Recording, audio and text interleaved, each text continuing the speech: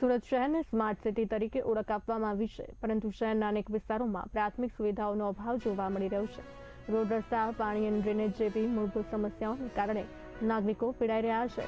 સુરત મહાનગરપાલિકા સ્વચ્છતા અભિયાનમાં પ્રથમ ક્રમાંકે હોવા છતાં ગ્રાઉન્ડ પરિસ્થિતિ જુદી જોવા મળી રહી છે.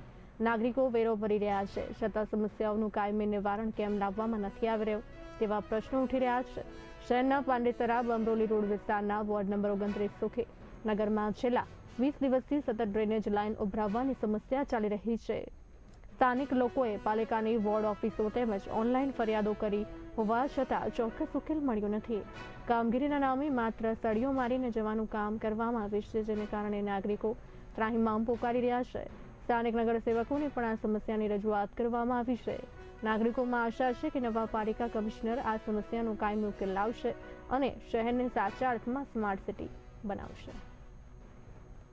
सोसाइटी में रहती हूँ सर। यहाँ पे 20 दिन से प्रॉब्लम है, आप देख सकते हैं यहाँ पे कितनी गंदगी है, गटर की इतनी समस्या सर। यहाँ पे छोटे छोटे बच्चे हैं और यही पैर लेके घर में आते हैं, बाहर जाते हैं, पूरा रोड गीला है सर।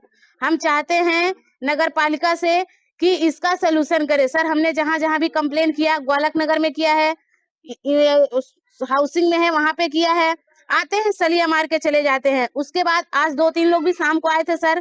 हमने बोला सर आप इसको क्लीन कर दीजिए, उन्होंने बोला हमारा 3 बजे के बाद ड्यूटी नहीं होता सर, हम बेरा बिल भरते हैं, हम एक दिन लेट करते हैं तो उसपे सर वो फाइन मारते हैं। तो सर ये हमारा अधिकार है, हमारा अधिकार है ये सर, ये इसको हमें ये चाहिए कि हमारा ये सुविधा सलूशन करे सर।